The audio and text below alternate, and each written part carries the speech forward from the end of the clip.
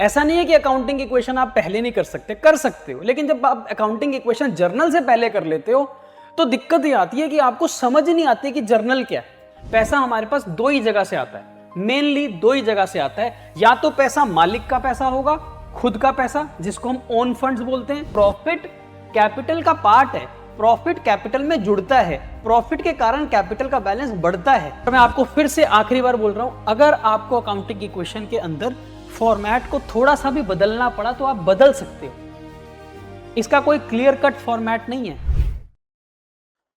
Hello बच्चों, क्या हाल चाल है आप सभी के। उम्मीद है आप सही बच्चे बहुत बढ़िया होंगे और एकदम मजे में होंगे।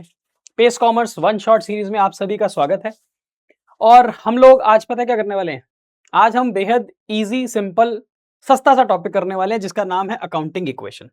मैं आपको पहली बात बता देता हूं, जो बच्चा मेरे द्वारा पढ़ा हुआ है, जिस बच्चे ने मेरे से जर्नल चैप्टर किया हुआ है, जर्नल चैप्टर, बस जर्नल चैप्टर, उसके बाद अगर वो अकाउंटिंग इक्वेशन करेगा तो उसको ज्यादा क्लैरिटी मिलेगी। ऐसा नहीं है कि अकाउंटिंग इक्वेशन आप पहले नहीं कर सकते हो, लेकिन जब आप अकाउंटिंग इक्वेशन जर्नल से पहले कर लेते हो तो दिक्कत ये आती है कि आपको समझ नहीं आती कि जर्नल क्या है, आपको समझ नहीं आती ट्रांजैक्शन क्या है। सो मेरी रिक्वेस्ट सभी बच्चों से ये है कि अगर आपने जर्नल कर रखा है, जर्नल चैप्टर कर रखा है, उसके बाद अगर आप अकाउंटिंग इक्वेशन करोगे तो वो ज्यादा इजी होगी आपके लिए to analyse, to understand and to solve the question. So with this हम शुरू करते हैं आज का कार्यक्रम। नाम आपको पता चल गया, अकाउंटिंग इक्वेशन करने वाले हैं हम। अराउंड मुझे लगता है कि 1 घंटे के आसपास की वीडियो होगी, उस हिसाब से मैं आपको पढ़ाऊंगा। ठीक है, तो आज पूरा कॉन्सेप्ट सीखेंगे, अकाउंटिंग इक्वेशन का कॉन्सेप्ट क्या होता है, और विद दिस हम क्वेश्चंस भी करेंगे। सो अकाउंटिंग इक्वेशन होती क्या है इसकी बात करते हैं। Accounting equation just like a mathematical equation, जैसे मैथमेटिक्स इक्वेशन होती है ना, left hand side is equal to right hand side, जैसे कि हम ऐसे लिखते हैं ना 3x + y is equal to 5, ये भी तो एक इक्वेशन ही है, लेफ्ट एंड राइट साइड। वैसे ही अकाउंटिंग इक्वेशन एक मैथमेटिकल इक्वेशन है। ये अकाउंटिंग इक्वेशन जो है, ये इसका बड़ा सिंपल सा मीनिंग है, अगर आप समझो तो वही मैथ्स वाली इक्वेशन है। यानी कि इसकी एक लेफ्ट हैंड साइड है जो बराबर होगी इसके राइट हैंड साइड के साथ, एक लेफ्ट हैंड साइड है जो बराबर होगी इसके राइट हैंड साइड के साथ। और ये अकाउंटिंग इक्वेशन जो है ये हमेशा ट्रू होती है, it is a fact.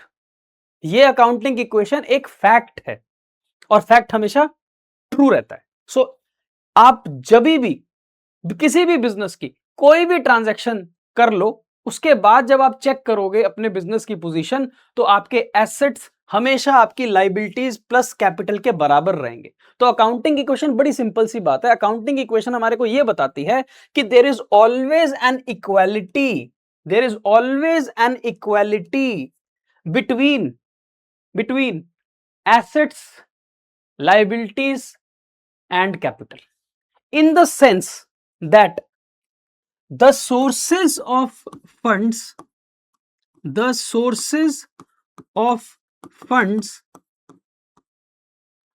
is always equal to the application of funds। तो क्या बात समझ आई तुम्हारे को ये बात समझ आई कि किसी भी धंधे में, किसी भी बिजनेस में, कभी भी आप देख लो, किसी भी मोमेंट पर आप चेक कर लो, उसके जो सोर्सेज ऑफ फंड्स होंगे ना, वो हमेशा बराबर होंगे उसकी एप्लीकेशन ऑफ फंड्स के। सोर्सेज ऑफ फंड्स होते हैं हमारे लाइबिलिटीज एंड कैपिटल, यानी कि पैसा हमारे पास धंधे में कहां से आएगा। पैसा हमारे पास दो ही जगह से आता है, मेनली दो ही जगह से आता है। या तो पैसा मालिक का पैसा होगा, खुद का पैसा, जिसको हम ओन फंड्स बोलते हैं, कैपिटल, या पैसा हमारे धंधे में उधार से आएगा, जिसको हम लाइबिलिटी बोलते हैं। और तो कहीं से पैसा आता नहीं। तो पैसा दो ही जगह से आता है, या तो मालिक अपना पैसा धंधे में लगाता है, कैपिटल, अपनी पूंजी इन्वेस्ट करता है, कैपिटल, या फिर वो पैसा उधार लेता है, लाइबिलिटी। अब जहां से भी पैसा आया, जितना भी टोटल पैसा आया, वो अप्लाई हो जाता है, उसकी एक एप्लीकेशन होती है। वो कहीं ना कहीं तो पैसा पड़ा होता है ना, इन सम फॉर्म और दी अनदर। यानी कि जो पैसा हमने इन्वेस्ट किया बिजनेस में, चाहे मालिक ने किया चाहे उधार पे आया, वो पैसा ultimately in the form of assets business के पास ही होता है। आपको मैं एक एग्जांपल देता हूं, आपको बात समझ आएगी। ये एग्जांपल मैं हमेशा देता हूं, हमेशा, मैंने क्लास में भी दिया होगा, आप रिलेट कर पाओगे इससे। फॉर एग्जांपल, फॉर एग्जाम्पल मैंने आपको बोला कि मुझे एक कार परचेज करनी है, कार की कॉस्ट है 5 लाख रुपए की। मैंने आपको बोला कि मुझे एक कार परचेज करनी है, कार की कॉस्ट है 5 लाख रुपए की। ठीक है, आपने कहा कर लो सर, आप तो अमीर बंदे हो, कर सकते हो। मैंने कहा नहीं, मैंने कहा ये जो कार है ना 5 लाख रुपए की, इसको खरीदने के लिए मेरे पास पैसा नहीं है। तुमने पूछा सर कितना पैसा है आपके पास? मैंने कहा जी मेरे पास मेरे खुद के पैसे तो हैं, ओन फंड्स, लेकिन वो सिर्फ 2 लाख रुपए के हैं। मैंने कहा जी मेरे पास कार खरीदने के सिर्फ 2 लाख रुपए हैं, कार 5 लाख रुपए की है, मेरे पास सिर्फ 2 लाख रुपए, बाकी पैसा कहां से आएगा? आपने सजेस्ट किया सर लोन ले लो, बैंक जाओ, बैंक से लोन ले लो। तो इसका मतलब अगर मुझे 5 लाख की कार खरीदनी है तो मैं अपना पैसा अगर 2 लाख रुपए लगा रहा हूं तो मुझे 3 लाख रुपए का लोन लेना पड़ेगा। लोन इज अ लाइबिलिटी, अपना पैसा इज कैपिटल। तो इसका मतलब कार खरीदने के लिए एक तो मुझे अपना पैसा इन्वेस्ट करना पड़ रहा है, कैपिटल, दूसरा मुझे उधार लेना पड़ेगा, लाइबिलिटी, है ना। अब चाहे मैं अपना पैसा लगाऊं 2 लाख, चाहे मैं 3 लाख का लोन ले लूं, लाइबिलिटी, दोनों मिलाकर मेरे पास टोटल सोर्स कितना होगा फंड्स का? सर टोटल आपके पास 5 लाख रुपए आएंगे। ये क्या है? फंड्स। और ये क्या है? सोर्सेज। ये क्या है? सोर्सेज। यानी कि जो 5 लाख रुपए का फंड है वो मेरे पास किस सोर्स से आया? या तो मेरा पैसा लगा बिजनेस के अंदर, या तो मेरा पैसा है कैपिटल, या मैंने उधार लिया है। So either the source is capital और इट इज लाइबिलिटी। ठीक है, तो मेरे पास टोटल पैसा कितना आ गया? 5 लाख। कैसे? सर लाइबिलिटी से आया 3 लाख, प्लस अपना पैसा कैपिटल का लगाया 2 लाख। ओके बेटे, इस फंड्स का इस्तेमाल करके मैं क्या खरीद के लेके आया हूं? मेरे पास क्या चीज आई है इसके बदले? सर इसके बदले आप कार खरीद के लाए हो। कार हमारे लिए एसेट है ना, कार हमारे लिए एसेट है ना। तो इसका मतलब जो मैंने सोर्स इकट्ठा किया, पैसा इकट्ठा किया, या अपना या उधार का, कैपिटल प्लस लाइबिलिटी, वो अल्टीमेटली मेरे पास ही पड़ी है in the form of an asset. वो मेरे पास ही है in the form of an asset. उसने अपना रंग बदल लिया, उसने अपना रूप बदल लिया। वो पैसा अब कार की फॉर्मेट में मेरे पास है। तो है तो 5 लाख की कार। सो 5 लाख की car is equal to 3 lakh का लोन प्लस 2 लाख का कैपिटल। सो हमारे को क्या पता चला? हमारे को यह पता चला कि एसेट्स हमेशा लाइबिलिटीज प्लस कैपिटल के ही बराबर होंगे, ऑलवेज, ऑलवेज। बस इतनी सी बात हमारे को अकाउंटिंग इक्वेशन बताता है। सो अकाउंटिंग इक्वेशन एक मैथमेटिकल इक्वेशन है, एक ऐसी इक्वेशन है जो एक तरफ सोर्सेस और दूसरी तरफ उसकी एप्लीकेशन की इक्वालिटी दर्शाती है। तो source capital plus liability, application is assets, so assets are always equal to liabilities plus capital. बस इतनी सी बात है, फिनिश। अब आप ये चीज सुबह चेक कर लो, शाम को चेक कर लो, रात को चेक कर लो, कल चेक कर लो, परसों चेक कर लो, उसके बाद चेक कर लो, साल में 365 दिन आप रोज चेक कर लो, हर दिन चेक कर लो, हर घंटे चेक कर लो, हर मिनट चेक कर लो। हमेशा आपके बिजनेस के अंदर जो एसेट्स हैं वो लाइबिलिटीज प्लस कैपिटल के बराबर ही होंगे, ऑलवेज। यस, इसी चीज को हम एक और तरीके से भी लिख सकते हैं। इक्वेशन है, इसको तो कैसे भी आप लिख सकते हो, ऐसा भी कर सकते हो, assets minus liabilities is equal to capital. ये भी तो ठीक है, आप लाइबिलिटी को एसेट में से माइनस कर दो तो जो बचेगा वो मालिक का है, वो कैपिटल का है।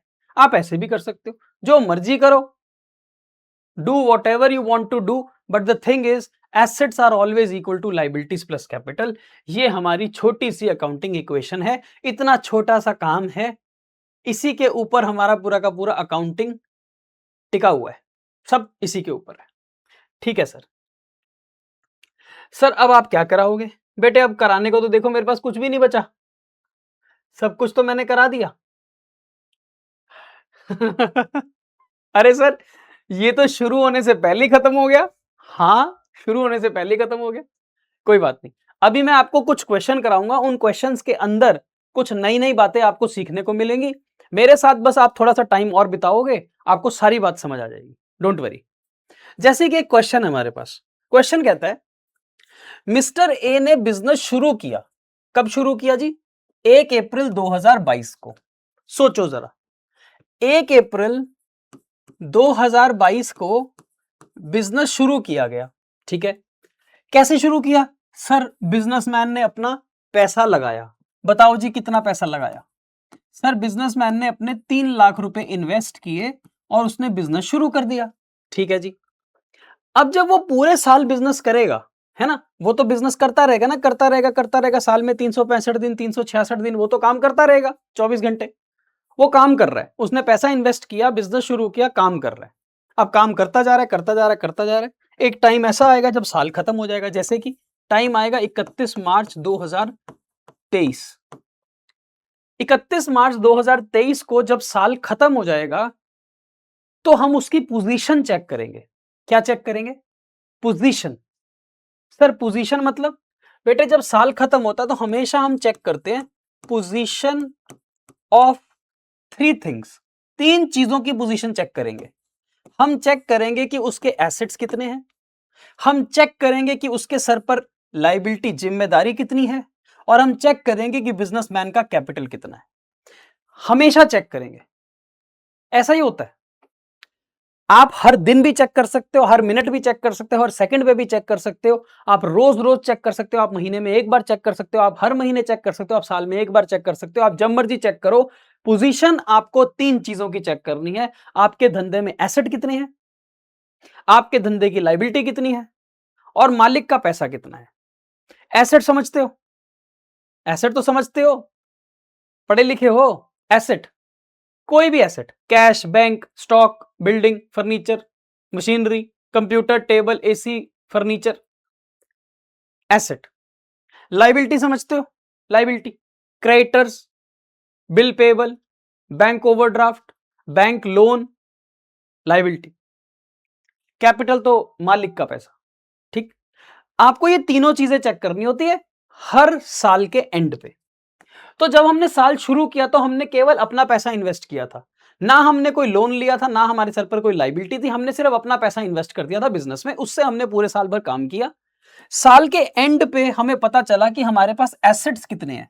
साल के एंड पे हमें पता चला कि हमारे पास जो एसेट्स हैं वो 5 लाख रुपए के हैं। हमारे पास जो लायबिलिटीज हैं, हमारे सर पर जो लायबिलिटीज हैं वो कितनी हैं जी? 1 लाख रुपए की। सर, आपने कहा था पोजीशन 3 चीजों की चेक करनी होती है। हां, पोजीशन 3 चीजों की चेक करनी होती है। आपके पास एसेट्स कितने हैं? 5 लाख। आपकी लायबिलिटीज कितनी है? 1 लाख। Sir, capital? बेटे, कैपिटल तो नहीं निकाल सकता, नहीं निकाल सकता कैपिटल, नहीं निकाल सकता। निकाल सकते हैं सर। सर, अभी तो आपने बोला एसेट्स हमेशा लायबिलिटी प्लस कैपिटल के बराबर होते हैं। एसेट हमेशा लायबिलिटी प्लस कैपिटल के बराबर होते हैं। तो एसेट हमेशा बराबर होंगे लायबिलिटी प्लस कैपिटल के। तो अगर एसेट 5 लाख के हैं, लायबिलिटी 1 लाख की है, तो बोलो बेटे बोलो, कैपिटल कितना होगा? 4 लाख। होगा कि नहीं होगा? होगा सर। तो इसका मतलब आप कैपिटल निकाल पाए ना। इसका मतलब आपने कैपिटल निकाल लिया। आपने एसेट्स में से 5 लाख में से 1 लाख रुपए की जब लायबिलिटी घटाई तो आपके पास कैपिटल आ गया ना। तो यहां पर आपने अकाउंटिंग इक्वेशन का इस्तेमाल कर लिया। यहां पर आपने अकाउंटिंग इक्वेशन का इस्तेमाल कर लिया। 3 पोजीशन चेक करनी होती है। 3 एसेट्स कितने हैं, लायबिलिटीज कितनी है, कैपिटल कितनी है। 3 में से अगर आपके पास कोई भी 2 हैं तो आप तीसरी निकाल सकते हो इक्वेशन को सेटिस्फाई करके। एसेट्स हैं, लायबिलिटीज हैं, तो कैपिटल आ जाएगा। लायबिलिटी और कैपिटल दोनों हैं, जोड़कर एसेट आ जाएंगे। एसेट है और कैपिटल है, एसेट में से कैपिटल घटा दोगे तो लायबिलिटी आ जाएगी। कोई एक चीज आप निकाल सकते हो using the accounting equation assets is equal to liabilities plus capital. निकाल लिया। अब मुझे एक बात बताना सोच के, इसे क्या कहते हैं? इसे क्या कहते हैं? इसे कहते हैं सर ओपनिंग कैपिटल। इसे क्या कहते हैं? Opening capital. मैं कुछ समझाने की कोशिश कर रहा हूं, कोई आंसर तो निकल गया तुम्हारा। उसने तुमसे पूछा था बताओ कैपिटल कितना है, कैपिटल 4 लाख है। ये क्या था? Opening capital. इसे क्या कहते हैं? Closing capital. Sir opening capital साल के शुरुआत के दिन जो हमारे बिजनेस में कैपिटल है। क्लोजिंग कैपिटल साल के आखिरी दिन, at the time of year and, हमारा कितना कैपिटल है। तो हमारा कैपिटल साल की शुरुआत में कितना था? 3 लाख। हमारा कैपिटल साल के एंड में कितना है? 4 लाख। ऐसा कैसे? How is it possible? ये कैसे हो सकता है? ये कैसे हो सकता है? सोचना कि तेरा कैपिटल साल की शुरुआत में 3 लाख का था। साल की शुरुआत में तेरा कैपिटल 3 लाख का था। ऐसा क्या हो गया कि तेरा कैपिटल बढ़ते बढ़ते बढ़ते बढ़ते साल के एंड में 4 लाख का हो गया?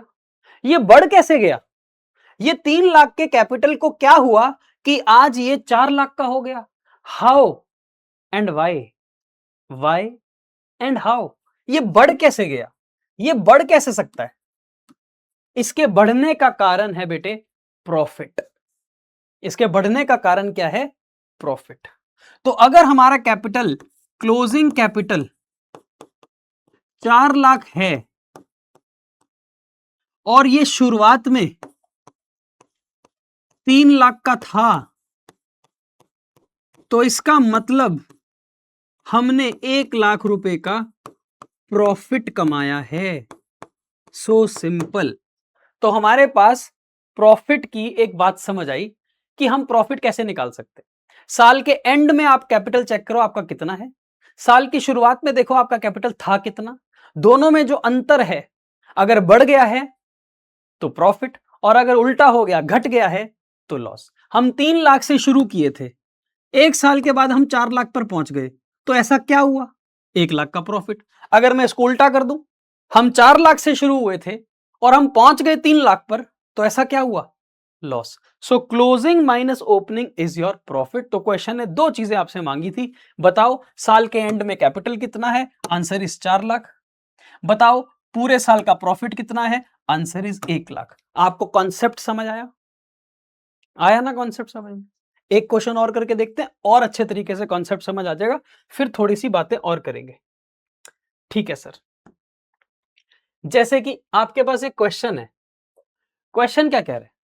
क्वेश्चन कह रहा है 31 मार्च 2023 को, 31 मार्च 2023 को द टोटल एसेट्स, लिखो, the total assets and external liabilities, the total assets and external liabilities were, assets were 2 lakh, हमारे 2 लाख के एसेट थे साल के एंड पे, एंड हमारी लाइबिलिटीज थी 6,000 रुपए की। ओके, साल के एंड पे पोजीशन क्या है? 31 March 2023 is the end of the year, closing. उस दिन हमारी पोजीशन क्या है? सर पोजीशन तो 3 चीजों की होती है, एसेट, लाइबिलिटी और कैपिटल।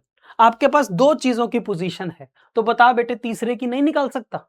सच सच बता, दिल पर हाथ रख के बता, क्या तू तीसरी चीज नहीं निकाल सकता? निकाल सकता है ना? हाँ, हमें पता है कि एसेट्स हमेशा इक्वल होते हैं लाइबिलिटीज प्लस कैपिटल के। तो अगर एसेट 2 लाख के हैं, लाइबिलिटी 6,000 की है, तो बता कैपिटल कितना होगा? सर 194। क्या यूज किया तूने? Accounting equation. क्या यूज किया?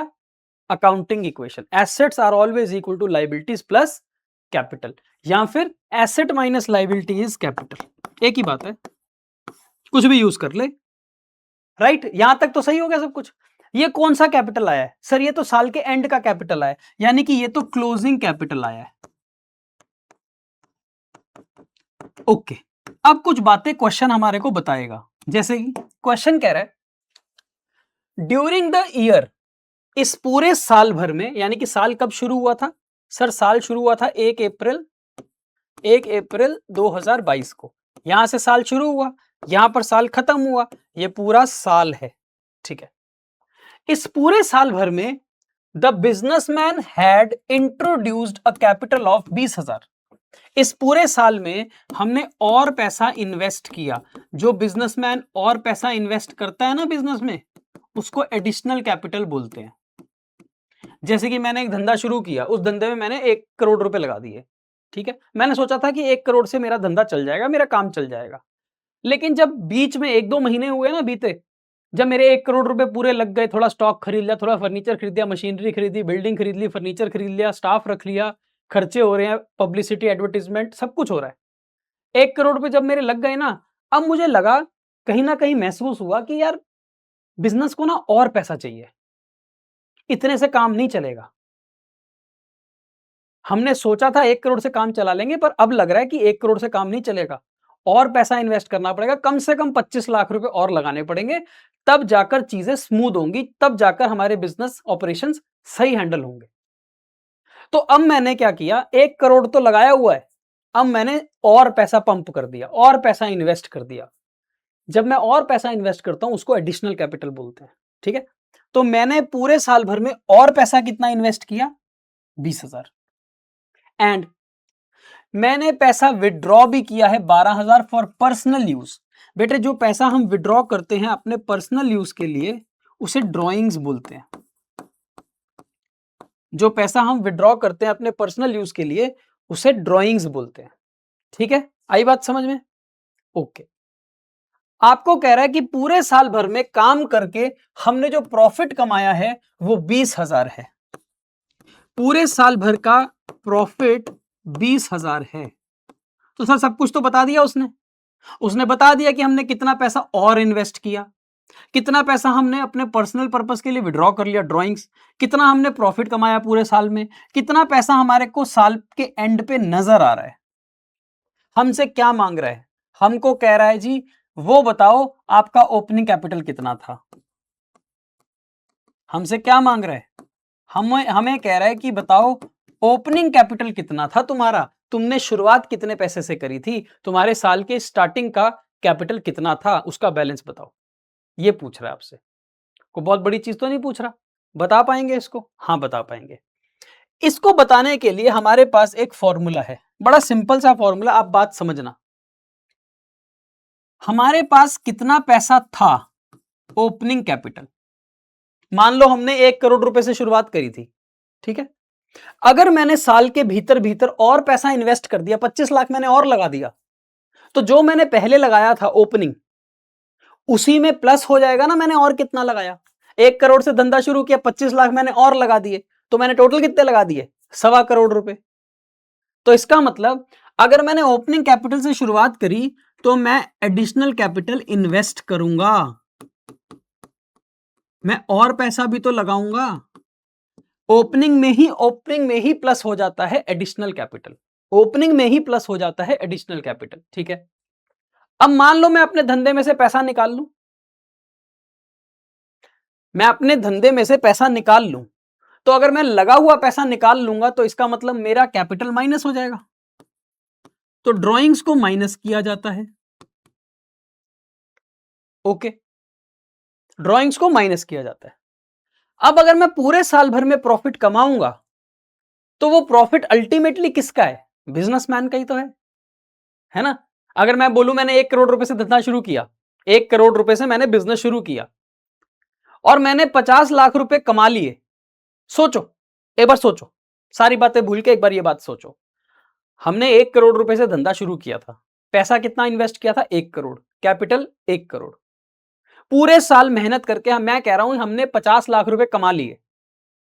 तो बताओ हमारा अब कैपिटल का बैलेंस कितना होना चाहिए? सर 1 करोड़ से शुरू किया था, 50 लाख और कमा लिए, तो इसका मतलब अब हमारा बैलेंस 1.5 करोड़ रुपए होना चाहिए, बढ़ना चाहिए ना। तेरी जेब में 100 रुपए थे, तूने 50 रुपए और कमा लिए, तो तेरी जेब में कितने रुपए होने चाहिए, 150। सोच, तो इसका मतलब अगर मैंने शुरुआत करी थी ओपनिंग कैपिटल से, मैंने और पैसा इन्वेस्ट किया प्लस, मैंने पैसा विड्रॉ कर लिया माइनस, अब अगर मैं प्रॉफिट भी कमाऊंगा तो प्रॉफिट प्लस ही होगा, और अगर लॉस हो गया तो सर लॉस माइनस होगा। ऐसा करने से हम उस वैल्यू पर पहुंच जाएंगे जो हमारी क्लोजिंग कैपिटल की वैल्यू होगी। यस और नो? होगा ना, ऐसा ही होगा। अब इसी चीज को यहां अप्लाई करते हैं, देखना जरा ध्यान से। हमने ओपनिंग कैपिटल कितना इन्वेस्ट किया, मान लो हमने एक्स रुपीज इन्वेस्ट किए, मान लो हमने एक्स रुपीज इन्वेस्ट किए, ठीक है, प्लस मैंने और कितना पैसा इन्वेस्ट कर दिया, सर आपने और पैसा 20,000 इन्वेस्ट कर दिया, तो अब मेरा इतना पैसा बिजनेस में लगा हुआ है, माइनस मैंने कितना पैसा घर ले गया, 12,000, मैं कितना पैसा घर ले गया, 12,000, प्लस मैंने प्रॉफिट कितना कमाया, 20,000।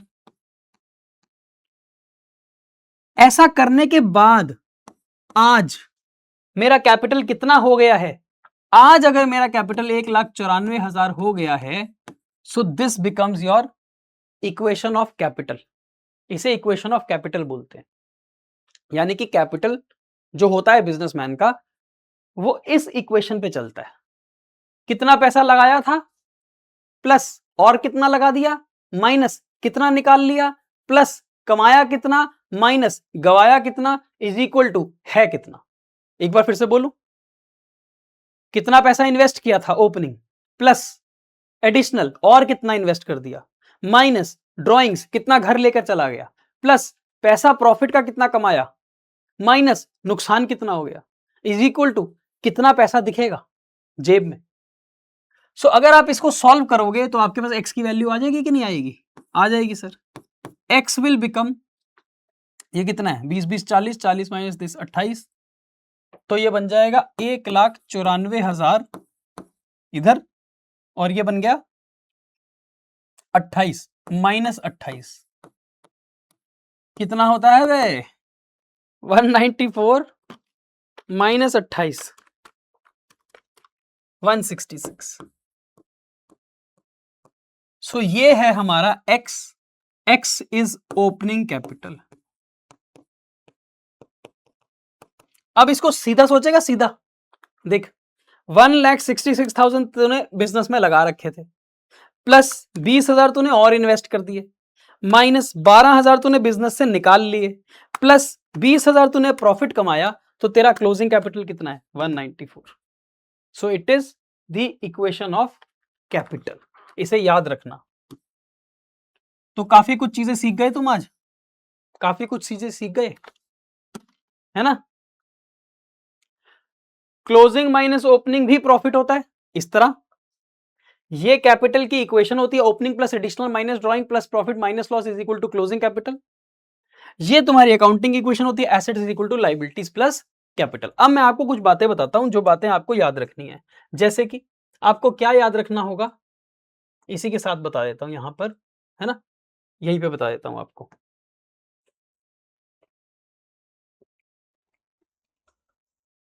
एक चीज आपको याद रखनी होगी कि हम हमेशा बोलते हैं ना कि all profits and losses belongs to businessman, यही हम बोलते हैं। हम ये तो कहते हैं कि बिजनेस और बिजनेसमैन दो अलग अलग एंटिटीज हैं। बिजनेस एंटिटी कॉन्सेप्ट हमारे को ये समझाता है कि बिजनेस अलग है, बिजनेसमैन अलग है, but at the end of the day जो भी प्रॉफिट धंधा कमाएगा, जो भी प्रॉफिट बिजनेस कमाएगा, वो बिलोंग करता किसको है, वो है किसका, है किसका, वो है तो बिजनेसमैन का ना। सो एवरी प्रॉफिट और loss belongs to the businessman. जैसे हम ये कहते हैं ना कि हस्बैंड और वाइफ दो अलग अलग एंटिटीज हैं, है ना, हस्बैंड अलग है, वाइफ अलग है, हस्बैंड अलग है, वाइफ अलग है, लेकिन अल्टीमेटली हस्बैंड है किसका, वाइफ का। Husband belongs to wife, wife belongs to husband, लेकिन आपस में तो अलग अलग ही है, एंटिटीज तो अलग अलग ही है। In the same way business और बिजनेसमैन अलग हैं, बिजनेस और बिजनेसमैन अलग है, लेकिन जो प्रॉफिट बिजनेस कमाएगा वो अल्टीमेटली उसका बेनिफिशियरी कौन है, उसका हकदार कौन है, वो अल्टीमेटली मिलेगा किसको? बिजनेसमैन को, है कि नहीं? आई बात समझ में? तो हमें ये समझ आ गया कि जो भी प्रॉफिट होता है या जो भी नुकसान होता है वो अल्टीमेटली बिजनेसमैन का ही होता है। धंधे में नफा होगा तो भी बिजनेसमैन का, नुकसान होगा तो भी बिजनेसमैन का। ओके, तो एक बात याद रखना, एक बात याद रखना कि जो प्रॉफिट होता है वो प्लस हो जाता है इन कैपिटल। वो कैपिटल में जो बिजनेसमैन का कैपिटल का बैलेंस होगा ना, जो कैपिटल का बैलेंस होगा बिजनेसमैन का, कैपिटल का बैलेंस, उस कैपिटल के बैलेंस में जो प्रॉफिट होता है वो प्लस हो जाता है, वो प्लस की भूमिका निभाता है। आपने देखा भी है, ये देखो, जो प्रॉफिट है वो कैपिटल में प्लस हो गया है, ठीक है। सिमिलरली जो लॉस है वो कैपिटल में माइनस की भूमिका निभाता है। सो कैपिटल के अंदर प्रॉफिट प्लस होते हैं और कैपिटल के अंदर से लॉसेस माइनस हो जाते हैं, ठीक है। जो इनकम होती है, इनकम है ना, इनकम जिसे हम प्रॉफिट बोलते हैं, है ना, जैसे ये प्रॉफिट है, ये प्रॉफिट बेसिकली है क्या? ये सर रेवेन्यू माइनस एक्सपेंस है, ये रेवेन्यू माइनस एक्सपेंस है। तो अगर मैं ये कह रहा हूं कि प्रॉफिट कैपिटल का पार्ट है, प्रॉफिट कैपिटल में जुड़ता है, प्रॉफिट के कारण कैपिटल का बैलेंस बढ़ता है, तो मैं ये भी तो कह सकता हूं कि सर प्रॉफिट ही तो रेवेन्यू माइनस एक्सपेंस है। इसका मतलब रेवेन्यू भी तो कैपिटल को प्लस कर रहा है और एक्सपेंस, क्योंकि माइनस की फिगर है, एक्सपेंस कैपिटल को घटा रहा है। तो मैं ये भी तो कह सकता हूं, मैं ये भी तो कह सकता हूं कि जो रेवेन्यू होता है या different different items of income होती हैं वो कैपिटल में प्लस का ही काम करती हैं, जैसे प्रॉफिट। और अगर मैं ये बोलूं कि एक्सपेंसेस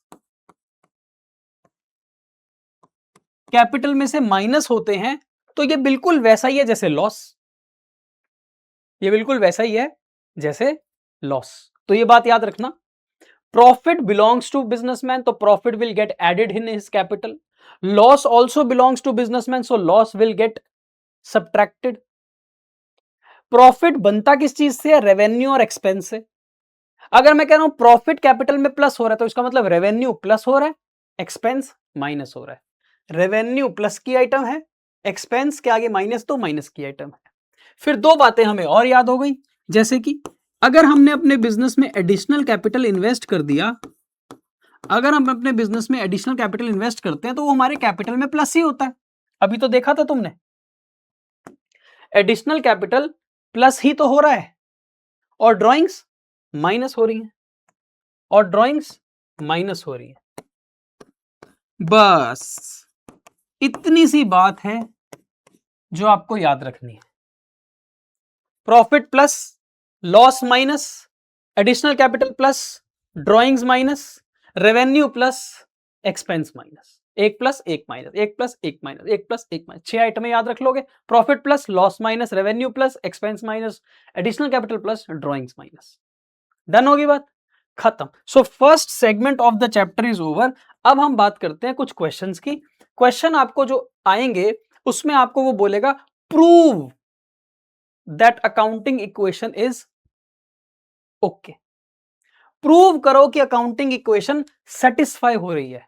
जैसे एक क्वेश्चन नहीं आता था मैथ्स में, क्वेश्चन आता था गिवन है ये, टू प्रूव है ये, फिर आप सॉल्व करते थे, है ना, प्रूफ थ्योरम लिखते थे मैथ्स में, left hand side right hand side के बराबर प्रूव करने की कोशिश करते थे, एंड में LHS is equal to RHS, hence proved, यही करते थे ना।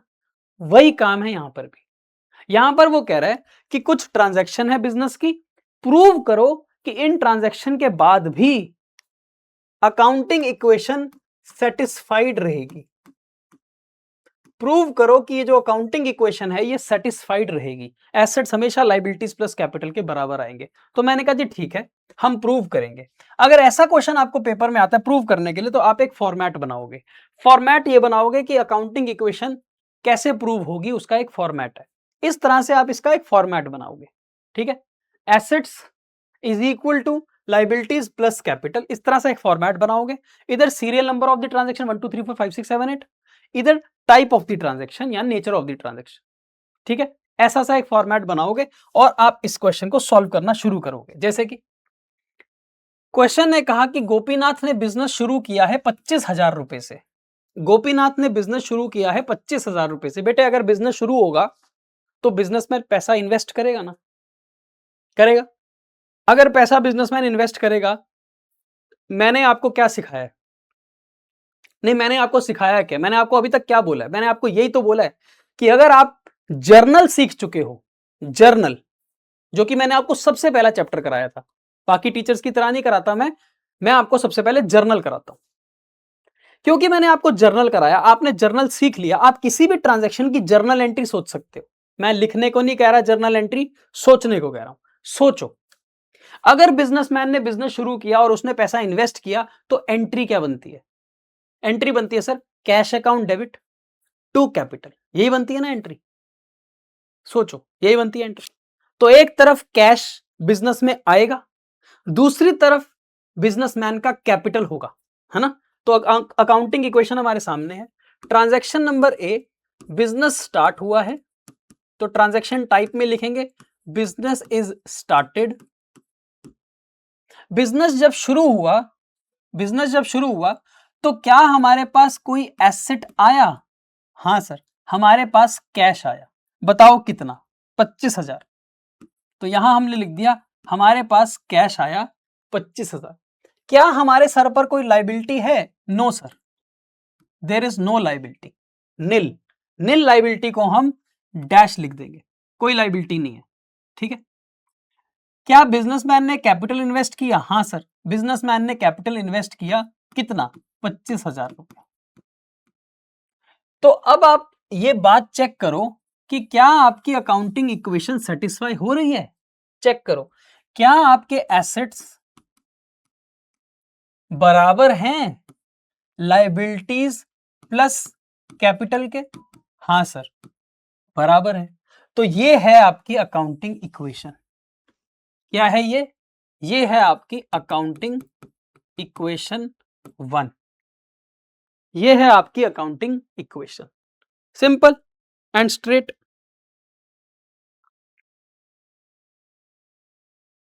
सही है, ओके। आगे चलते हैं पॉइंट नंबर बी पर। अब जब भी आप पॉइंट नंबर बी पर जाओगे तो बेटे ए को भूलना नहीं है, ए को याद रखना है। अकाउंटिंग इक्वेशन जो पहले वाली है इसको याद रखना है, इसको भूलना नहीं है। इसी की कंटिन्यूएशन है बी। जब बी कर लेंगे फिर उसी की कंटिन्यूएशन में सी, सी के बाद डी, डी के बाद ई, ई के बाद F. So everything is in continuation, ठीक है। याद रखना है, भूलना नहीं है पिछला स्टेप। ओके है सर। अब जैसे वो कहता है कि हमने परचेज किया गुड्स फ्रॉम श्याम 10,000, हमने गुड्स परचेज किए शाम से। तो सर गुड्स परचेज किए, इसका मतलब purchase account debit to Shyam, Shyam ने सामान दिया। तो परचेज किया सामान, तो बेसिकली सामान आया। सामान जब परचेज करते हैं वो हमारे स्टॉक में ऐड हो जाता है, वो हमारे लिए स्टॉक है ना। सामान पड़ा है दुकान में, वो हमारा स्टॉक है। तो हम स्टॉक खरीद कर लेके आए, गुड्स खरीद कर लेके आए, कितने के? 10,000 के। तो स्टॉक हमारे लिए बिजनेस में आया। ये स्टॉक किससे खरीदा? श्याम से। क्या श्याम को पैसे दे दिए? ऐसा तो नहीं लिखा यहां पर, नाम लिखा है, कैश नहीं लिखा, तो इसका मतलब ये उधार की ट्रांजैक्शन है, ये हमें पता है। तो इसका मतलब श्याम से हमने सामान खरीदा है उधार पे, श्याम बन गया हमारा क्रेडिटर, श्याम बन गया हमारा क्रेडिटर।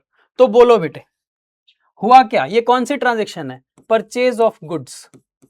ये ट्रांजैक्शन का नाम है परचेज ऑफ गुड्स। सामान खरीदा, उधार पर खरीदा, कैश पे कोई फर्क पड़ेगा?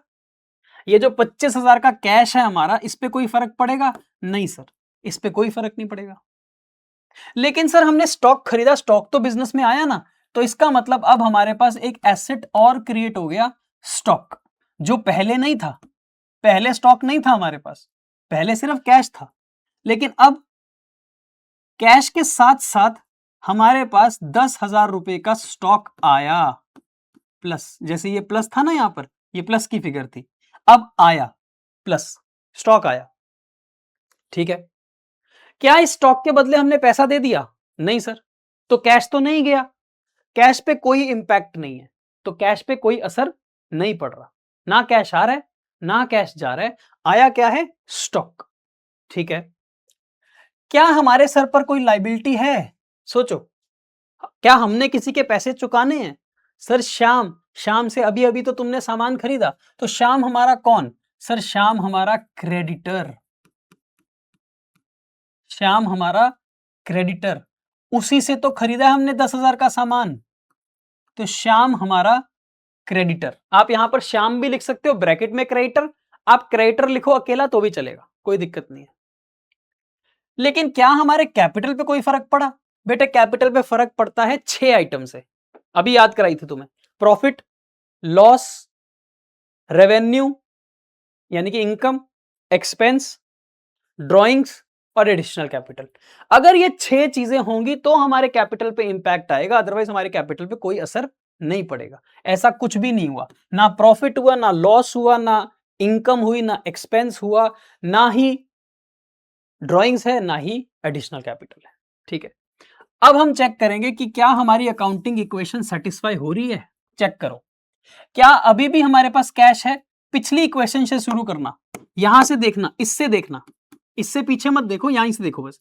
25,000 का कैश था हमारे पास, अभी भी सर 25,000 का ही कैश है, सेम। पहले स्टॉक था नहीं, अब स्टॉक आया, तो इसका मतलब स्टॉक है हमारे पास 10,000 का। टोटल कितना हो गया? 35,000। 35,000 इज इक्वल टू, क्या पहले कोई क्रेडिटर था? नहीं, अब कितना आया? 10,000, तो क्रेडिटर कितने हो गए? 10,000 के, प्लस पहले जो 25,000 का कैपिटल था, 25,000 का, उसमें कुछ ना बढ़ा ना घटा, तो अभी भी वो 25,000 का ही है। तो क्या हमारी अकाउंटिंग इक्वेशन नंबर 2 सेटिस्फाई हो रही है? हो रही है ना। 25 प्लस 10 35, 10 प्लस 25 35, तो ये है हमारी अकाउंटिंग इक्वेशन नंबर 2, ठीक है। आई बात समझ में? आगे बढ़कर देखें एक बार और, पॉइंट नंबर सी, हमने सामान बेचा है सोहन को, हमने सामान बेचा है सोहन को, सामान की कॉस्ट है 1800, बेचा है उसको 1500 में। एनालाइज करो, स्टॉक 1800 का था, सोहन को बेच दिया 1500 में, क्या हुआ? 1800 का स्टॉक चला गया, सोहन से पैसे लेने हैं, और 1800 की चीज 1500 में बेचेंगे तो 300 का लॉस। तीन बातें होती हैं इसके अंदर, एक, स्टॉक बेचा है हमने, सोहन से पैसे लेने हैं, और 300 रुपए का इसमें हमारे को नुकसान झेलना पड़ा। 1800 की चीज आपने 1500 में बेच दी। अब जो चीज मैंने आपको समझाई है, इसी को आप अकाउंटिंग इक्वेशन में इनकॉर्पोरेट करोगे। कैसे? स्टॉक कितने का था? 1800 का, जिसे बेचा, तो यहां पर ट्रांजैक्शन टाइप में आ गया सेल ऑफ गुड्स, सामान बेचा। क्या कैश आया? क्या सोहन ने तुम्हें कैश दिया? नो सर, कैश पे कोई इंपैक्ट नहीं है, कैश पे कोई असर नहीं पड़ा। स्टॉक पे चेक करो, कितने का स्टॉक था तुम्हारे पास जो चला गया? सर 1800 का स्टॉक हमने बेच दिया, तो अगर 10,000 में से 1800 का स्टॉक चला गया तो माइनस, चला गया ना स्टॉक, ओके। ये स्टॉक किसके पास चला गया? सोहन के पास। सोहन ने हमें पैसे देने हैं, जिसने पैसे देने हैं वो हमारा डेटर, डेटर मतलब एसेट, तो यहां पर एक डेटर क्रिएट हो गया, जो पहले था नहीं अब क्रिएट हो गया, सोहन, जिससे मैंने 1500 रुपए लेने हैं, सोहन, ठीक है। क्या मेरी लाइबिलिटी पे असर पड़ा? नो। क्या मेरे कैपिटल पे असर पड़ेगा? हां, मुझे लॉस हुआ है 300 का, माइनस, कैपिटल पे असर पड़ता है ना, प्रॉफिट से पड़ता है, लॉस से पड़ता है, एक्सपेंस से पड़ता है, रेवेन्यू इनकम से पड़ता है, एडिशनल कैपिटल से पड़ता है, और ड्रॉइंग से पड़ता है। इस बार लॉस हुआ है तो असर पड़ेगा। अब हम अकाउंटिंग इक्वेशन नंबर 3 चेक करेंगे। देखो, क्या हमारे कैश पे कोई चेंज आया 25 से? नहीं, अभी भी 25 ही है। पिछली इक्वेशन से चेक करते हैं, आप 2 नंबर इक्वेशन से आगे जाओगे, आपको इससे पीछे जाने की जरूरत नहीं है। हमारे पास स्टॉक था 10,000 का, उसमें से 1800 का स्टॉक चला गया, तो इसका मतलब अभी हमारे पास 8200 का स्टॉक पड़ा होगा। पहले हमारे कोई डेटर नहीं थे, अब हमारे 1500 के डेटर भी हैं, प्लस ये बराबर होना चाहिए, क्रेडिटर अभी भी हमारे 10,000 के ही हैं, लेकिन कैपिटल पे असर पड़ा। कैपिटल 25 का था, उसमें से 300 कम हुए 24,700। तो चेक करो क्या हमारी अकाउंटिंग इक्वेशन सेटिस्फाई हो रही है, क्या हमारी अकाउंटिंग इक्वेशन नंबर 3 सेटिस्फाई हो रही है। 25 प्लस 82 प्लस 15 कितना होता है, 25 प्लस 82 प्लस 15, 82 प्लस 15 इज 97, तो 34,700, 34,700 मैच है, सही चल रहा है, सब कुछ सही चल रहा है, कोई दिक्कत नहीं है। पॉइंट नंबर डी पर आ गए हम, लास्ट पॉइंट। गोपीनाथ ने विड्रॉ कर लिए 5,000 रुपए बिजनेस से, विड्रॉ कर लिए, विड्रॉ का मतलब होता है ड्रॉइंग्स। अब ड्रॉइंग्स कैसे करी, 5,000 कैश वो अपने घर लेकर चला गया, बिजनेसमैन 5,000 रुपए अपने घर कैश लेकर चला गया, ड्रॉइंग्स, तो क्या मतलब बना इसका, ड्रॉइंग्स टाइप ऑफ ट्रांजैक्शन में आ गया ड्रॉइंग्स।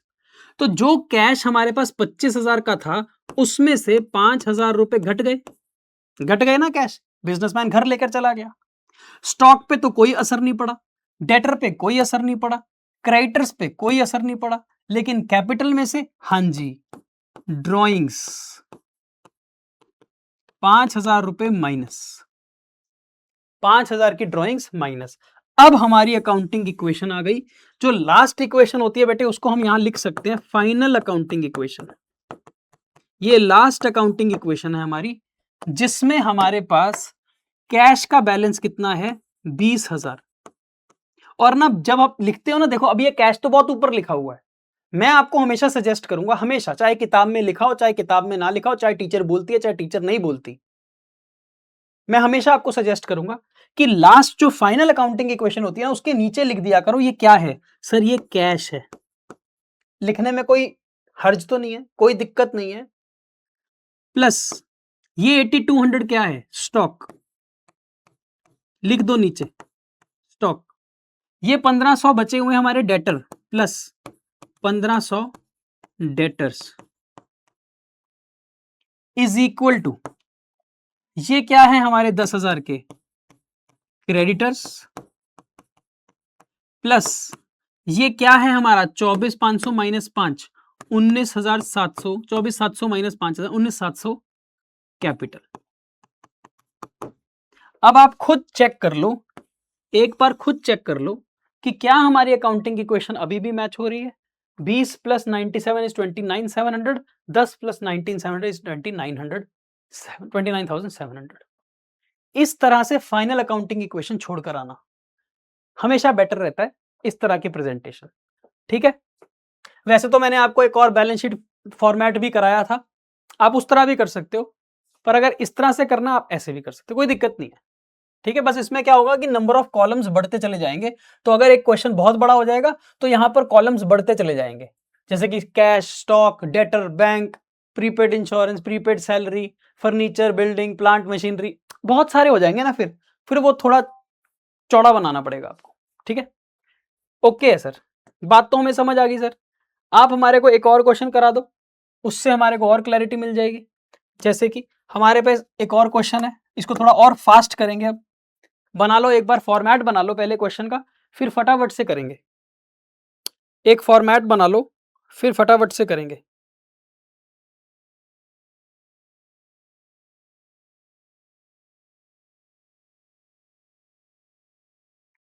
हाँ जी, बना लिया। अब फटाफट से करते हैं इसको। जैसे कि हरीश ने बिजनेस शुरू किया कैश 18,000, तो सबसे पहली अकाउंटिंग इक्वेशन हमारी है बिजनेस स्टार्ट करने की। तो यहां पर पूरी ट्रांजैक्शन नहीं लिखनी होती, यहां पर सिर्फ ट्रांजैक्शन टाइप लिखना होता है, बिजनेस इज स्टार्टेड। जब बिजनेस शुरू करेंगे तो ऑब्वियस सी बात है हमारे पास कैश आएगा। कितना कैश आया, 18,000। कितना कैश आया, 18,000। और किसने शुरू किया, हरीश ने। तो यहां पर आप लिख सकते हो हरीश कैपिटल। वैसे तो ऊपर लिखा ही हुआ है कैपिटल, बस ठीक है कोई बात नहीं, ऐसे भी लिख सकते हो 18,000। पता है there is no clear cut format of accounting equation. हर टीचर, हर किताब, हर स्कूल, हर बंदा अपने हिसाब से अकाउंटिंग इक्वेशन को चेंज कर सकता है, उसका फॉर्मेट चेंज कर सकता है। मुद्दे की बात समझ आनी चाहिए आपको, आपको purpose behind the accounting equation समझ आना चाहिए, आपको objective of the accounting equation समझ आना चाहिए कि अकाउंटिंग इक्वेशन सिंपल सी बात बोलता है, एसेट्स हमेशा लायबिलिटी और कैपिटल के बराबर होते हैं। इसको तुम जैसे मर्जी प्रेजेंट करो, इसको तुम जैसे मर्जी लिखो, क्या फर्क पड़ता है उससे, है ना। So there is no clear cut definition कि कौन से स्कूल में कौन से टीचर किस किताब से कैसे पढ़ा रहे हैं, जैसे मर्जी पढ़ाए, लेकिन at the end of the day A for apple is a fact, B for ball is a fact, है कि नहीं। अब आपने A for apple पढ़ा है या A for aeroplane पढ़ा है या A for ant पढ़ा है, क्या मर्जी, कुछ भी पढ़ा हो आपने, की फर्क पैंदा। तो वैसे ही अकाउंटिंग इक्वेशन का फैक्ट तो वही है ना कि एसेट हमेशा लायबिलिटी प्लस कैपिटल के बराबर रहता है।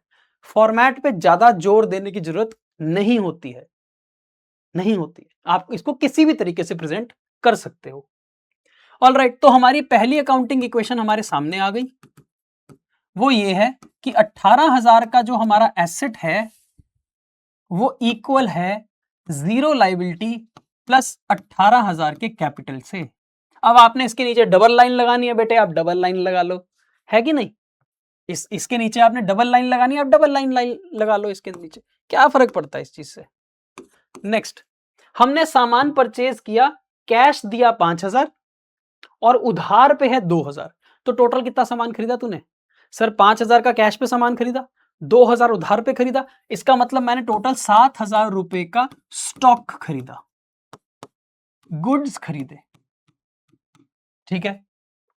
अब सोचो, हमने गुड्स परचेज्ड वाली ट्रांजैक्शन करी, क्या हमारे कैश पे फर्क पड़ा। हाँ सर, हमने 5,000 का सामान तो कैश पे खरीदा ना, तो कैश गया माइनस, आया क्या सर स्टॉक। स्टॉक हमारा एसेट है जो पहले तो था नहीं, अब आया, कितना आया स्टॉक 7,000 का, स्टॉक कितना आया 7,000 का, कैश कितना गया 5,000, बाकी क्या है उधार, उधार इज अ लायबिलिटी, उधार इज अ लायबिलिटी। तो अब हमारे पास क्रेडिटर हो गए, पहले नहीं थे क्रेडिटर, अब हो गए, प्लस 2,000 के क्रेडिटर हो गए। क्या हमारे कैपिटल पे कोई असर पड़ेगा, नहीं सर। तो क्या हमारी अकाउंटिंग इक्वेशन नंबर 2 मैच करेगी, आओ जरा चेक करें। 18 में से 5 चले गए तो 13,000 कैश बचा प्लस 7,000 का स्टॉक बचा, टोटल अपने पास 20,000 की चीजें हैं जो कि बराबर है 2,000 की लायबिलिटी के साथ एंड 18,000 के कैपिटल के साथ। तो यस, 2 + 18 20 होता है, 13 + 7 20 होता है, 20 20 के बराबर होता है, अकाउंटिंग इक्वेशन सेटिस्फाई होती है। नेक्स्ट, सर ये तो बड़ा सिंपल है, हम तो इससे ऐसे डर रहे थे, हम तो ऐसे ही इससे डर रहे थे। अरे डर के आगे जीत है। Sold goods for cash 4,000, costing rupees 2,400, 2,400 रुपए का सामान तूने बेच दिया 4,000 रुपए में, 2,400 रुपए का सामान तूने बेच दिया 4,000 रुपए में, तो 2,400 रुपए का सामान तूने बेचा तो स्टॉक चला गया, स्टॉक माइनस, बेचा 4,000 में, कैश प्लस, कैश आया स्टॉक गया, स्टॉक गया कैश आया। लेकिन 2,400 का सामान अगर मैं 4,000 में बेचूंगा तो 1,600 का सर प्रॉफिट भी तो होगा। यस, तो 3 आइटम्स हैं इसके अंदर। सबसे पहली आइटम क्या है कि हमने सेल ऑफ गुड्स किया है। बताओ हमारे कैश पे क्या फर्क पड़ेगा सर, 4,000 का कैश प्लस हो जाएगा, ओके। हमारे स्टॉक पे क्या असर पड़ेगा सर, 2,400 का स्टॉक चला जाएगा माइनस, हमारे क्रेडिटर पे तो सर कोई असर पड़ेगा ही नहीं, और हमने जो प्रॉफिट कमाया 1,600 रुपए का वो हमारे कैपिटल में ऐड हो जाएगा। Now my accounting equation number 3 will be, क्या बनेगी अकाउंटिंग में 3, कैश 13 + 4 17,000 का कैश प्लस 7 - 2400, 4600, टोटल हो गया 21,600, which is equal to 2000 plus 19,600। तो 19 plus 2 21, 21,600 is equal to 21,600। Accounting equation हमारी मैच है। Next point number D and last, हमने रेंट पे किया 1000 का और रेंट अभी आउटस्टैंडिंग टू पे है 200। हमने रेंट पे भी कर दिया और एक रेंट हमने पे अभी करना भी है, ठीक है। तो टोटल रेंट कितना है हमारा? टोटल रेंट कितना है? 1000 हमने पे किया, 200 अभी पे नहीं किया, तो टोटल रेंट तो सर 1200 है। ये 1200 तो हमारा खर्चा है, ठीक है। हमने 1000 पे किया है, वो हमने पे किया है, तो कैश माइनस हुआ होगा। 200 अभी आउटस्टैंडिंग है, वो हमारी लायबिलिटी है। Outstanding rent is a liability, ठीक है। आओ जरा देखें, रेंट पेड एंड आउटस्टैंडिंग। हमने कितना रेंट पे किया? 1000। तो इसका मतलब हमारा कैश, हमारे पास जो कैश था 17,000, उसमें से 1000 माइनस हो गया, चला गया। क्या हमारे स्टॉक पे कोई असर पड़ेगा? नो, स्टॉक पे तो कोई असर नहीं पड़ा। क्या हमारे क्रेडिटर पे कोई असर पड़ा? नो, क्रेडिटर पे कोई असर नहीं पड़ा। जो हमने रेंट अभी देना है आउटस्टैंडिंग, तो क्रेडिटर को भी देने हैं, तो रेंट भी आउटस्टैंडिंग है, तो रेंट भी लायबिलिटी होती है। तो इसका मतलब यहां पर एक और लायबिलिटी आ गई, रेंट आउटस्टैंडिंग, जो पहले तो नहीं थी, किसी भी पॉइंट में नहीं थी, अब क्रिएट हो गई 200 रुपए की, ठीक है। एंड क्या हमारा एक्सपेंस हुआ? हाँ सर, 1200 रुपए का हमारा टोटल खर्चा हुआ, जिसमें से हमने 1000 पे किया, 200 पे नहीं किया। तो टोटल खर्चा जो होता है वो कैपिटल में से माइनस होता है। Income plus profit plus revenue plus loss minus drawings minus additional capital plus, तो एक्सपेंस माइनस। अब आप चेक करोगे तो आपके पास क्या आएगा सर? अब हमारे पास आएगी फाइनल अकाउंटिंग इक्वेशन। बेटे याद रखना, फाइनल अकाउंटिंग इक्वेशन में पूरी डिटेल लिखेंगे, जैसे कि 17 माइनस 1, 16,000 रुपए क्या है? कैश, प्लस 4600 क्या है? स्टॉक, 2000 क्या है? क्रेडिटर्स, प्लस 200 क्या है? Rent outstanding, is equal to 19,600 minus 1200, 18,400 क्या है? कैपिटल। नाउ वेरीफाई दिस, इसको वेरीफाई करो, करो वेरीफाई। 2000 प्लस 200 2200, 2200 प्लस यहां पे प्लस आएगा, 2200 प्लस 18,400 कितना होता है? 2200 प्लस 18,400 ये होता है 20,600। अब इसको चेक करो, क्या ये 20,600 है सर, है ना 20,600। तो ये आपकी फाइनल अकाउंटिंग क्वेश्चन है। आ रही है बात समझ में? एक क्वेश्चन और कर लें, एक क्वेश्चन करेंगे, फटाफट से करेंगे, अगले 10 मिनट में टॉपिक खत्म करके अपने अपने घर जाएंगे, ठीक है सर। थोड़ा सा बड़ा है पर कोई बात नहीं, आओ फटाफट से करेंगे। अब आपको सारी बातें समझ आ गई हैं तो फटाफट से कर सकते हैं इसको। लिखो जी, show the accounting equation. Okay, सबसे पहले कहता है मोहन ने बिजनेस शुरू किया कैश, तो सबसे पहली अकाउंटिंग इक्वेशन है बिजनेस स्टार्ट होने की। तो एक तरफ कैश आया 1,50,000 और एक तरफ कैपिटल आया मोहन का 1,50,000। ये बन गई हमारी अकाउंटिंग इक्वेशन। तो 1,50,000 का cash is equal to 0 liability plus 1,50,000 का capital. Accounting equation number 1। B, आगे क्या हुआ? हमने सामान परचेज की, हमने क्या परचेज? सामान नहीं, हमने परचेज की बिल्डिंग, फर्नीचर, दो चीजें खरीद ली हमने। ओके सर बिल्डिंग खरीदी तो बिल्डिंग एसेट है, आया इंक्रीज हो गया, फर्नीचर आया इंक्रीज हो गया, लेकिन ये खरीदी कैसे? कैश पे, इसका मतलब कैश माइनस हो गया, है ना, कैश माइनस हो गया। तो बिल्डिंग आई, एसेट क्रिएट हुआ, फर्नीचर आया, एसेट क्रिएट हुआ, लेकिन कैश डिक्रीज हो गया। तो इस अकाउंटिंग इक्वेशन में हम लिखेंगे बिल्डिंग एंड फर्नीचर परचेस्ड। क्या हमारे कैश पे असर पड़ेगा? हाँ सर, माइनस हो जाएगा ना 1,00,000 रुपए का कैश, साथ में एक बिल्डिंग क्रिएट हो गई और एक फर्नीचर क्रिएट हो गया। तो बिल्डिंग प्लस 60,000 की हो गई, फर्नीचर प्लस 40,000 का हो गया।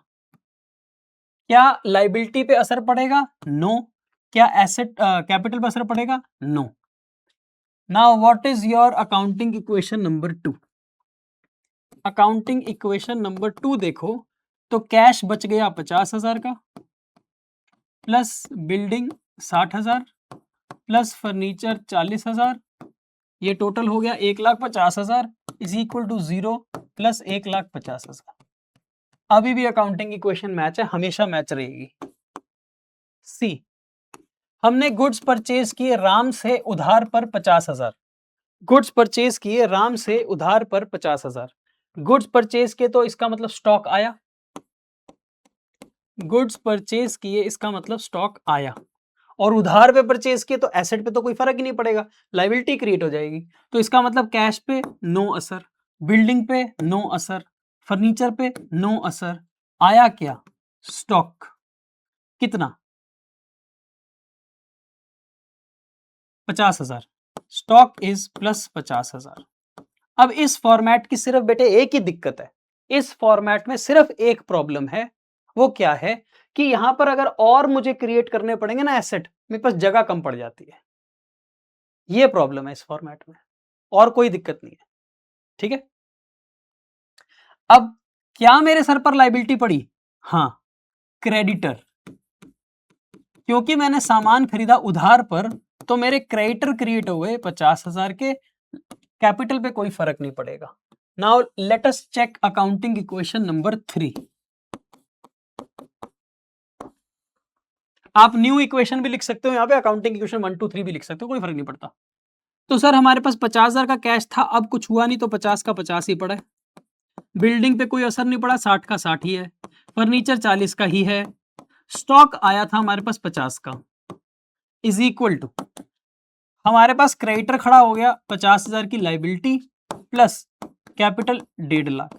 तो क्या हमारी अकाउंटिंग इक्वेशन मैच है? 1.5 lakh plus 50,000 is 2 lakh, 2 lakh is equal to 2 lakh, yes it is match. Point number D, हमने कैरेज पे किया 500 रुपए का, कैरेज पे करना एक एक्सपेंस है जिससे कैश कम हो जाएगा, तो कैरेज पे किया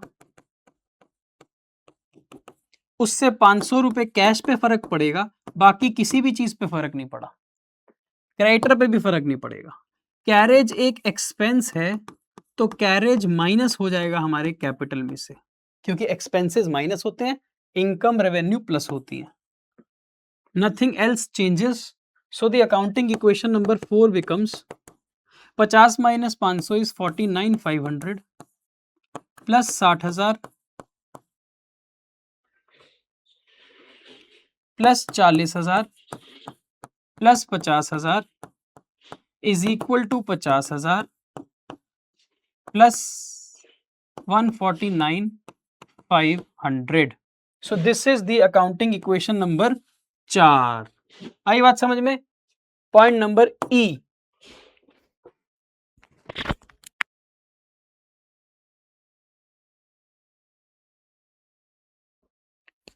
next, he sold goods to Shyam on उधार, 6,000 का सामान 9,000 में बेचा तो 3,000 का प्रॉफिट होगा, उधार पे बेचा है, उधार पे, तो श्याम डेटर बन जाएगा।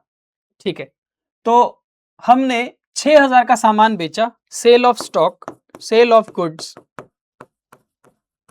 6,000 का स्टॉक बेचा, कैश तो नहीं आया, कैश पे कोई असर नहीं, बिल्डिंग पे कोई असर, फर्नीचर पे कोई असर नहीं, हमने स्टॉक बेचा, 6,000 का, तो माइनस हो जाएगा स्टॉक में से 6,000, माइनस हो जाएगा स्टॉक में से 6,000। हाँ, और यहां पर डेटर क्रिएट हो जाएगा, जो पहले डेटर नहीं था, पहले डेटर नहीं था, डेटर क्रिएट हो जाएगा 9,000 का। तो पैसे लेने वाले खड़े हो गए, स्टॉक चला गया, और जो डिफरेंस है 3,000 वो प्रॉफिट है, प्रॉफिट। तो प्रॉफिट प्लस हो जाएगा कैपिटल में। Now my accounting equation number कितनी आ जाएगी? 5। अकाउंटिंग इक्वेशन नंबर 5 मुझे कहती है 49,500 का मेरे पास कैश है, 60,000 की मेरे पास बिल्डिंग है, 40,000 का मेरे पास फर्नीचर है, स्टॉक मेरा 6,000 कम होके 44 हो गया, डेटर मेरे 9,000 के हैं। इन सबको प्लस कर दूंगा तो मेरे पास टोटल एसेट आ जाएगा, जो कि बराबर होगा 50,000 की क्रेडिटर से लाइबिलिटी एंड 152,500 के कैपिटल से। ये आप चेक कर लेना, ठीक है जी। Okay, point number F. मैं यहां पर एक बार डिटेल लिख लूं वापस, नहीं तो भूल जाऊंगा। इधर एक अपने पास कैश पड़ा है, एक बिल्डिंग है, फिर फर्नीचर है, फिर स्टॉक है, डेटर है, अभी जगह बची हुई है। यहां पर अपने पास क्रेडिटर्स हैं, और ये हरीश का कैपिटल है। हरीश ही था ना, मोहन था, मोहन का कैपिटल है, ठीक है। ओके, फिर वो कह रहा है हमें इंटरेस्ट रिसीव हुआ कैश पे, तो हमें कैश मिला इंटरेस्ट का, तो इंटरेस्ट तो इनकम है, तो 200 रुपए इंटरेस्ट मिला। तो एक तो हमारे पास interest received is a transaction, तो 200 रुपए हमारे कैश में प्लस हो जाएंगे, बाकी किसी चीज पे कोई असर नहीं पड़ेगा, क्रेडिटर पे कोई असर नहीं पड़ेगा, कैपिटल में प्लस हो जाएगा interest, because interest is the income, right. कितना इजी है सर ये तो, कितना इजी है। अब बताओ मेरे पास कैपिटल कैश कितना था 49,500, उसमें प्लस हो गया 200, 49,700। बिल्डिंग 60,000 की ही है, प्लस फर्नीचर 40 का ही है, स्टॉक 44 प्लस डेटर से 9,000 रुपए लेने थे, इज इक्वल टू क्रेडिटर 50,000 के ही है, और प्लस वो था 152,500, तो 152,700। टोटल करके देख लेना, ये मैच करना चाहिए। ये थी accounting equation number 6। Next point number जी, fresh capital, additional capital introduce किया है बिजनेसमैन ने, और पैसा इन्वेस्ट किया है 25,000 रुपए बिजनेसमैन ने, 25,000 रुपए बिजनेसमैन ने और पैसा इन्वेस्ट किया है। तो ठीक है सर, ये तो एडिशनल कैपिटल है, तो एडिशनल कैपिटल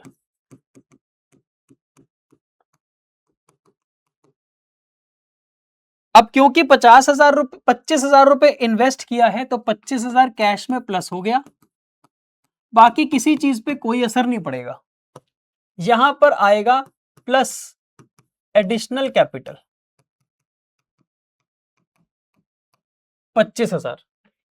अब अगर आप देखोगे तो आपकी अकाउंटिंग इक्वेशन मैच करेगी।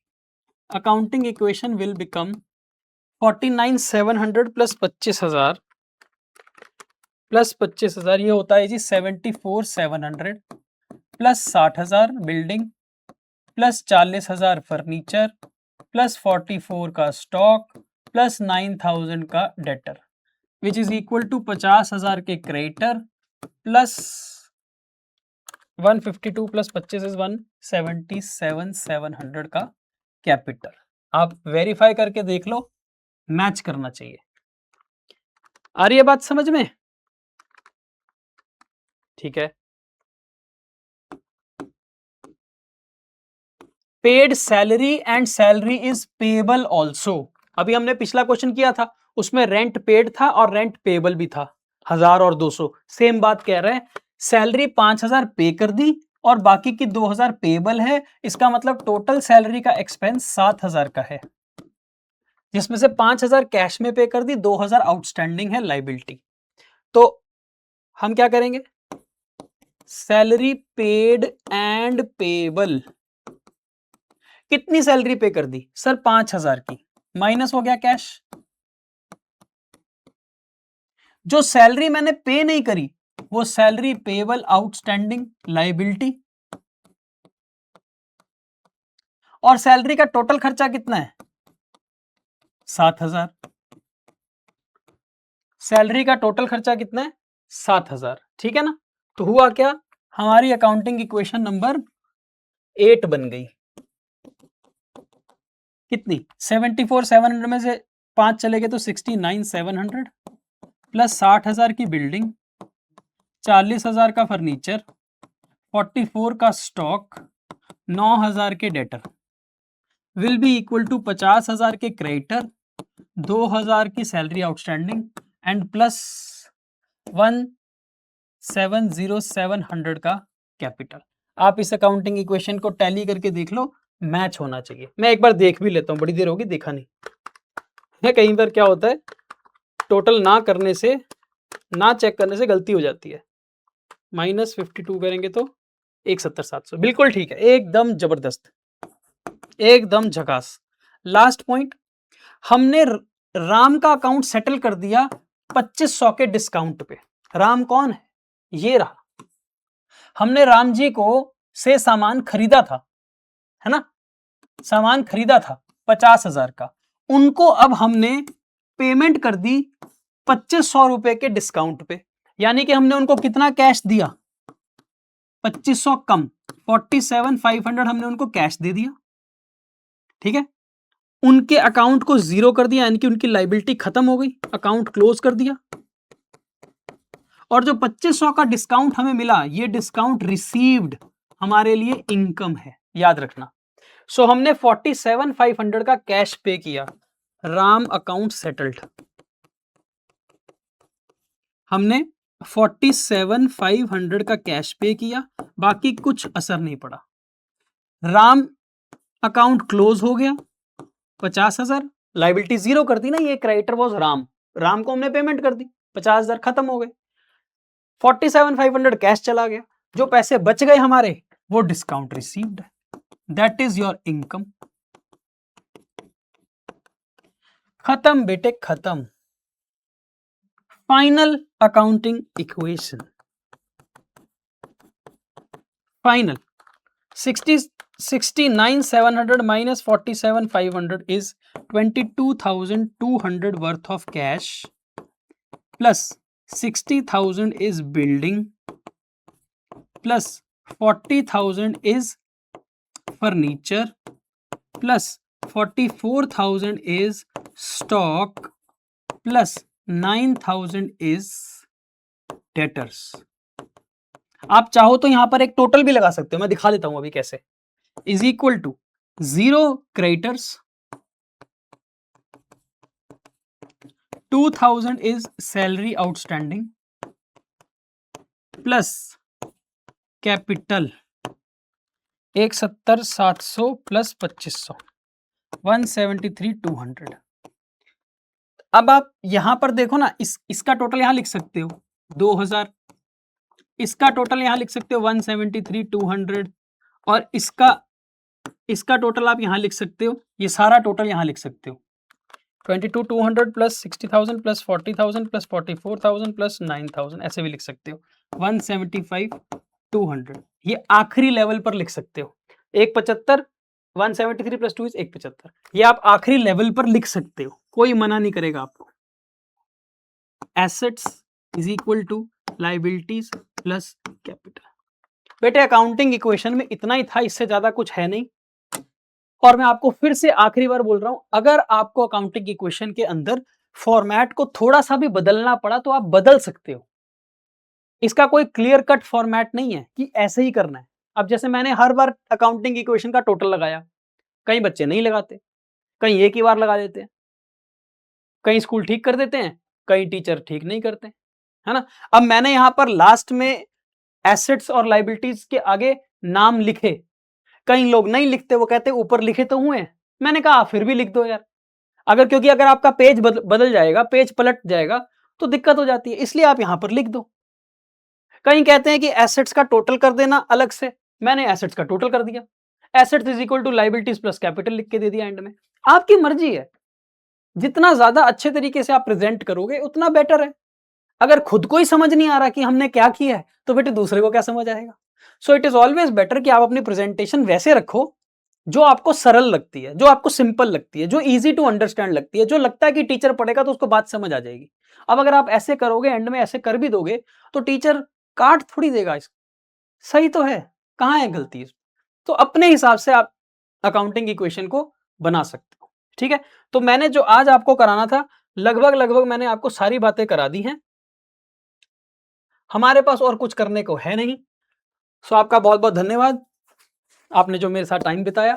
आपको कैसा लगा जरूर बताना, और मजा आया होगा तो कमेंट सेक्शन में लिख देना हाँ सर मजा आया। और ऐसा मजा, यही सिलसिला हम आगे भी चलाते रहेंगे। अगली लेक्चर में, अगली क्लास में दोबारा आपसे मुलाकात होगी। Till then take care and bye bye.